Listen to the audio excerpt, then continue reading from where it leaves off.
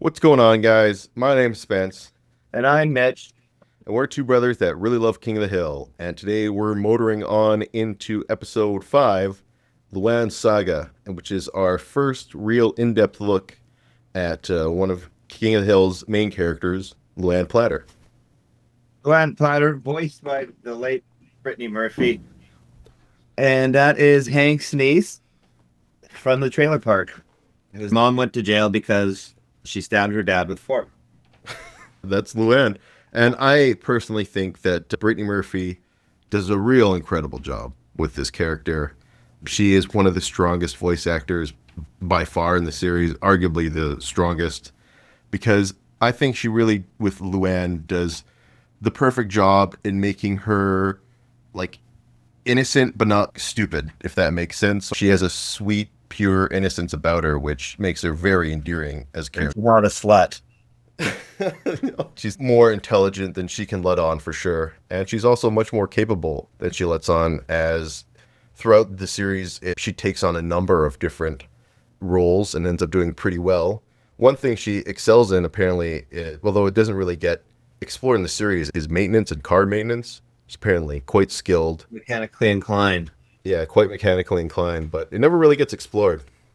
I just do want to argue that I think Mike Judge is the best voice actor.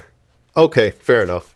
You can't beat him. And no one, there's only a couple people on the planet who compare to him, and that would be Seth MacFarlane and Hank Azaria, in my opinion. Especially in terms of range, Mike Judge is very good. I just think that, again, that Murphy does a really good job with this character in particular. She has the nice benefit of just having to play her. She doesn't play any of the characters in the show, so she can focus all her energy. We get the crux of the episode opening up with Buckley dumping Luanne, and she's obviously all broken up. And I love how all of the guys just have no idea what to do when she comes crying. It doesn't come naturally to men, that's for sure. No, it definitely doesn't come naturally. But this is a really good episode to get Hank to explore some of the things that don't come naturally to him, right? He tries to bond with Luanne over this. I also love that Peggy comes in and instantly knows that she's been dumped, right? No, Yeah. no And ifs, ands, or buts. And that does come naturally. But you said that this episode has some personal meaning to you, and I'm interested about that. As I've said earlier in our series, that my wife does remind me a lot of Peggy. And so he is a bit of a matriarch within her friend group. So frequently their friends will have issues and they will come to my wife for advice and for comfort. And so I'm often stuck like Hank. They're healing and getting through this together. I'm watching TV or in my shop, trying to mind my own business. You just have to deal with it. Being around me all the time, it seems like she's always dealing with someone's crisis. There's always a new crisis. That's when you're addicted to gossip. I feel like that comes with the territory.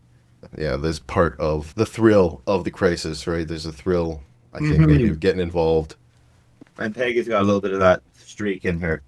Oh, for sure, yeah. Although I do think for Peggy, she likes the control aspect. She's a very, I think, controlling person and wants to control, and especially in her family, every aspect that she can. We'll see instances like where Bobby is trying to move out of her shadow, like she doesn't want. I can't remember what episode it is, but there's an episode where Peggy's getting really upset because Bobby doesn't want her to bring in the cake anymore. But Peggy will do it anyway. She still brings it in anyway. So here we finally get Hank can't handle it anymore, and he's trying to get Luanne to talk to him, have a normal conversation with him. She tells him, "You look pretty," and she freaks out at him. And it makes sense because she knows she doesn't look pretty right now. She knows she's lying. That's right. But they find a way to get over it, and Hank ends up actually really bonding with her. I really applaud Hank here for trying to get over his natural, uncomfortable inclinations and try and bridge the gap. And that's one of the things that I think makes Hank a great character, that even though he is very stuck in his ways, he is, especially when it comes to his family, willing to step out and do something that he's not comfortable with. He's given this speech about balling your Oh, up and stuffing them inside. How do you not cry? Well, instead of letting it out, try holding it in. Every time you have a feeling, Just stick it into a little pit inside your stomach and never let it out. That is definitely what, especially I'm sure his generation and like our dad's generation was taught, that you take your emotions and you just stuff them deep down inside. They finally find a way to bond, and they bond over all the things that Luanne doesn't like about Buckley. And Peggy is not happy about this because she thinks Hank is forcing the system. Yeah, he's taking a shortcut. Yeah, he's meddling in affairs beyond his comprehensions. But at the end of the episode, Peggy is right, though. So he takes all the guys out, and they go out to try and find someone who can fill Buckley's shoes, so to speak. And this is definitely something that's a Texas thing. I have never been to a bar like this in my life. I was thinking that all this is alien to me, a bar like this. Yeah, one of these big country affairs. Dale's quote about women liking a round, muscular butt being a scientifically proven fact is correct. It goes back in our biology that we are attracted to rear ends, and that goes for men and women. Yeah, I guess that makes sense. It's a scientific fact that women like round, muscular butts. I'm gonna look for a guy with a round, muscular butt. Maybe we should split up. And I like this scene right here where Hank finds this guy, Wade, and he's just talking Hank's language. He's just decked right up in all the Texas American gear. And I think this is one of the things that is a weakness of Hank, is that when he meets someone who's really able to talk his language, they can manipulate him pretty easily. Hank's blind spot. Yeah, exactly, right? And he has a total blind spot for this guy, Wade, and thinks he's a stand-up guy, even though he ends up not being as much when he gets out of the picture. But Hank can't see that, right? He's completely blown away by this guy's a real American Texan. He loves his mama. And I was thinking that there's another episode where Hank gets manipulated or blindsided like this, and that's the one where he ends up hiring the druggie. Because he says all the same stuff about how he loves propane. Propane is the most amazing thing to him, and Hank just eats it right up. I don't think that flaw is just Hex. I think everybody has somebody who they have a blind spot for and who can come in and manipulate them. That's Everybody actually has a person like that in their life. Yeah, that's actually a really good point. It has a different kind of person that can do that. It might not be the all-American way of talking to somebody, but you have to know the person, right, and know how to speak their language and what is important to them. Exactly. Criminals are really good at that. If only they put that kind of effort into getting a job, eh? I think this is probably my favorite line when Buckley comes back and Hank asks if the chocolates are for Luanne, and he says, no, they're for me later.